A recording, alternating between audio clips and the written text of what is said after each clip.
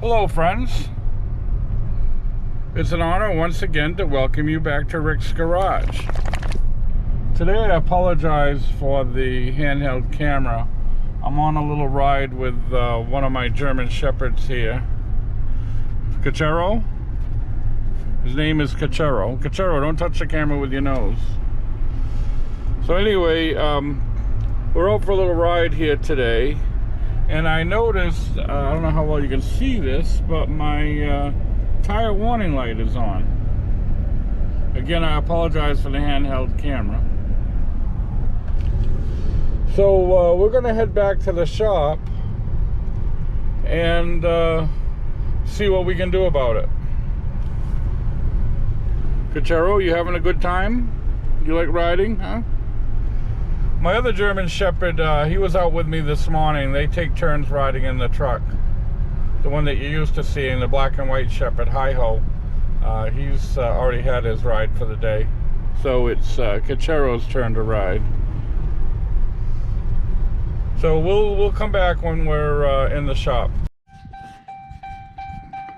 Okay, Cachero and I are back at the shop. And the first thing we're going to do is take a look at the sticker on the door to see what the tires are supposed to be inflated at. I'll turn the camera sideways so you can see that. They're all, I don't know how well you can see it, but they're all 40 pounds. So all the tires are supposed to be set to 40 psi. Okay, so now we're going to go around and we're going to make sure the tires are all properly inflated, and that should cause the light to go out, hopefully. All right, that one's actually already at 40 pounds. A little bit over that, so we'll let it out a little bit. All right, so I'm gonna go around and check the other 3 tires off camera. And we'll take it for another ride and see if that warning light goes out. Okay, Cachero, you ready to go for another ride? Move over.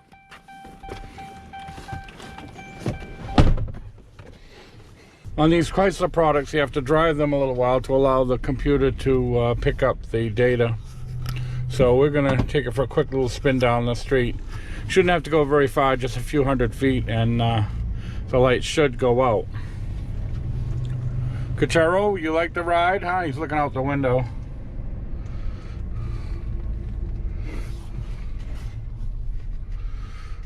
So we're just going to go down to the end of the street and come right back.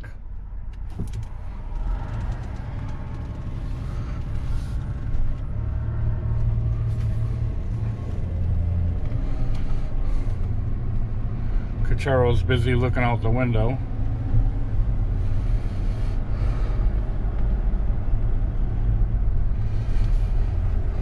Okay, this light should be out by now, and as you can see, it is not. So we're going to go down to the stop sign, turn around, come back, and we're going to have to investigate this a little further. Okay, friends, we're back at the garage. Now, one thing that concerns me is that we inflated the tires all to the correct pressure, and the horseshoe warning light has not gone out. Now, this is a 2011 truck. It's my own personal vehicle. And this is 2021. The lifespan on these tire sensors is approximately 10 years. So it's quite possible that one or more of the sensors has had the battery expire. So we're going to get out our TPMS tool and we're going to check these out. Now, I know 1 or 2 of them probably have been replaced over the years, so I don't think I need to go out and order all 4. Now, what you see here is my TPMS service tool. It's made by Autel. This particular one is the Maxi TS501. So I'm going to turn it on. And we're going to highlight the TPMS symbol. It's already there. And we're going to hit Y for yes. And now we've got to find our vehicle. So we're looking for Dodge. So we're going to scroll till we find Dodge. There it is. I'm going to click yes. Tells me to wait. And now we've got to find our particular model. We're looking for a Dodge Ram.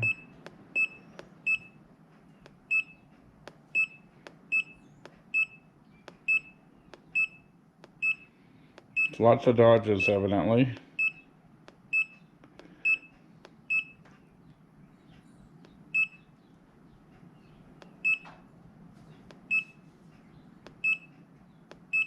There's lots of Rams. So I'm going to go with Ram Series. I'm going to click yes. And now we've got to find what year. We're looking for a 2011.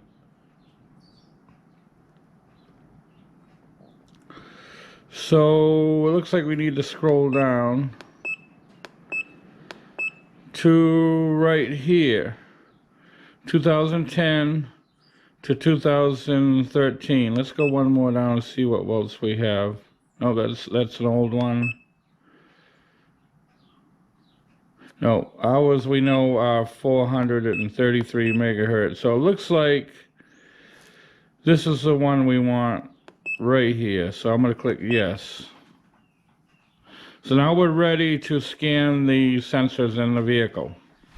Okay, now the way this works is you always start with the driver's side front, and then you go around the vehicle clockwise. So we do the driver's side front first, then we do the passenger side front, then the passenger side rear, till we come around to the driver's side rear. So we're going to go ahead and I'm going to press this trigger button, and we're going to see if it'll read the sensor.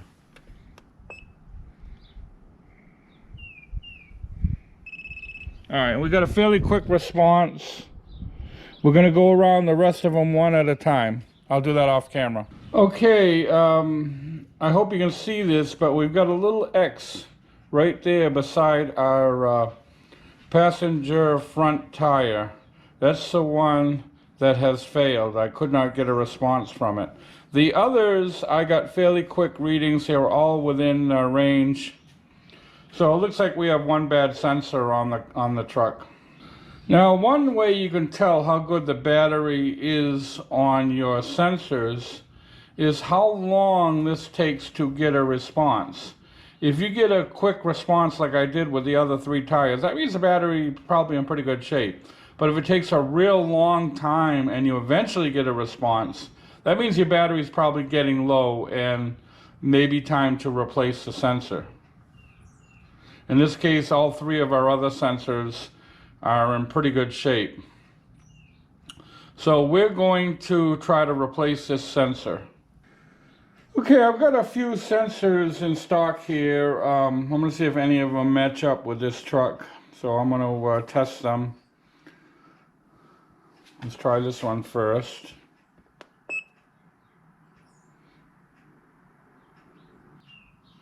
I'm not getting anything from it. So we'll go on to the next one.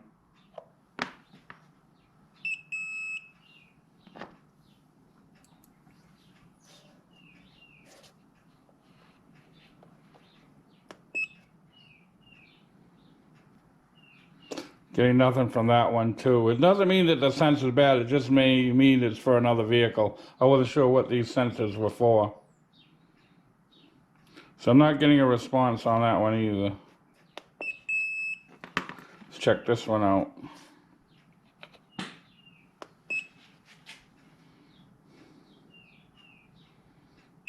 Nope, I'm getting a response from this one. So I do have a good sensor here that I can use to put in the truck. Okay friends, off camera I went ahead and removed the wheel and removed the inner core of the stem and let the air out. My videos are boring enough, I didn't need to bore you with that. So we're ready to try to collapse the speed and see if we can gain access to the sensor. All right, I'm going to attempt to collapse this tire in the area where the sensor is.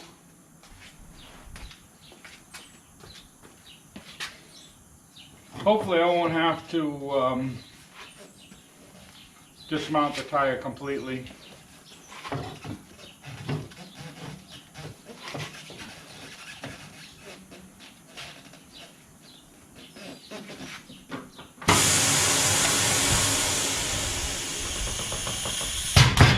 There we go. Pretty good.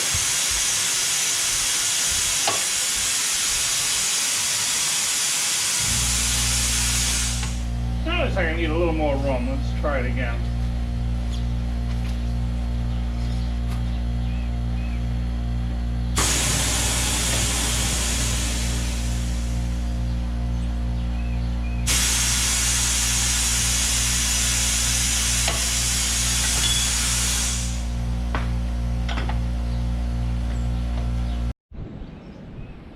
Okay, seems I've got a machine anyway, and it's a fairly new tire. It kept wanting to spring back, so it was going to be difficult at best to try to change this sensor with the tire on the rim, so I'm going to go ahead and remove the tire completely.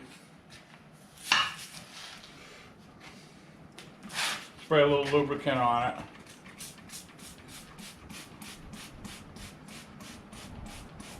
Now the trick to avoid damaging the sensor when you're dismounting a tire is to have the sensor lined up with the mounting duct. They call this the mounting duct.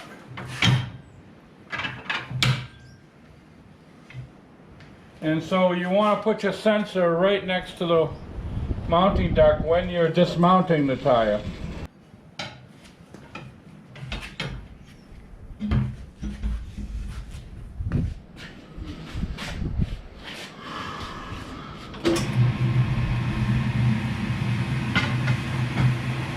See, we didn't come in contact with the sensor at all by doing it that way. So again, we'll move our sensor around so we're right next to the mounting duct.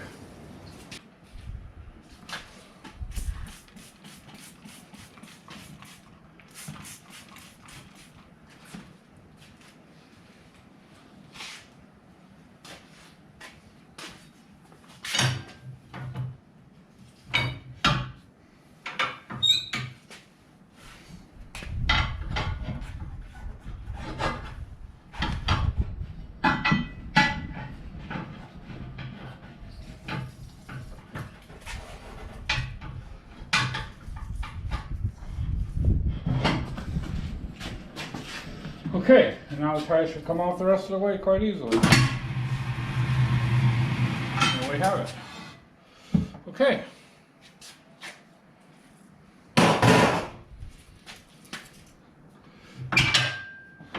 I didn't mean for this to become a lesson on how to demount a tire, but I guess that's what it did.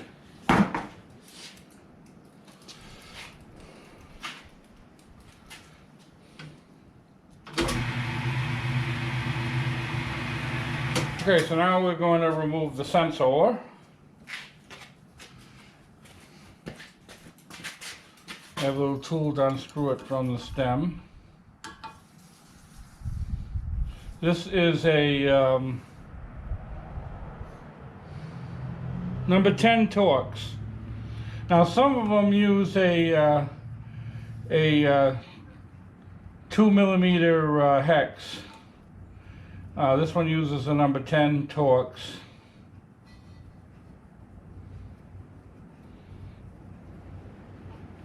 And it's a bad sensor. We're going to throw that right away so we don't mistake it for a good one. Alright, I'm just going to replace the sensor, not the stem itself. The stem looks fairly new. These tires are fairly new, so I think what happened, this stem was probably replaced when the tires were installed. So I'm going to just screw in the new sensor.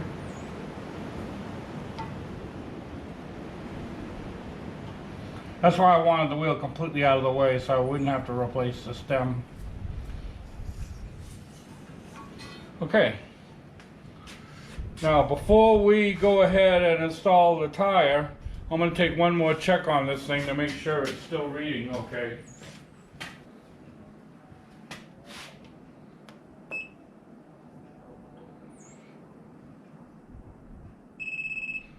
Okay, we're getting a good reading. So we can go ahead and install the tire. Okay, I'm going to mount the tire back on off camera. I've got another video on how to mount and dismount tires. I don't need to bore you with that. The only thing I will say is before we mount the tire, we don't want to damage the new sensor. So we're going to put the new sensor opposite the mounting duct. So as you recall, if we're removing the tire, we want the sensor next to the mounting duct, and when we're installing the tire, we want the tire the opposite side of the mounting duct. Okay friends, I've got the tire mounted. I'm going to pop it over to my dynamic wheel balancer and balance it. Now you may be wondering how a guy has a tire machine and a computerized dynamic wheel balancer in his home shop. The secret to it is Craigslist. Just Craigslist. I found these things on Craigslist for pennies on a dollar. The shops were going out of business, and so I got these things really cheap, and they're kind of fun to have, even though I don't get a great deal of use out of them. We've got the wheel back on. We've got it balanced. We've got the new sensor in. So now we're ready to program it. Now in some instances, the Chryslers don't require programming. Sometimes you can put the new sensor in and it'll program itself as you drive the car. But I'm not going to take that chance. I'm going to go ahead and program it anyway, just so you can see how it's done. So what I'm going to do right now is I'm going to go around the truck. I'm going to re-record the sensor data, and then we'll try to program it into the vehicle's computer. As you recall, I started at the driver's side front and worked my way clockwise around the vehicle. Okay, so now we've gone around to each wheel and collected all the data. It's stored in this machine. We're going to plug it into the truck's computer and program this information into the truck's computer. Let's see how it goes. Okay, we're ready to reprogram. We've got this plugged into the truck's computer. So with the key on, we're going to scroll over to right here and we're going to press yes. And then we're going to press diagnostic yes. Communicating with the vehicle.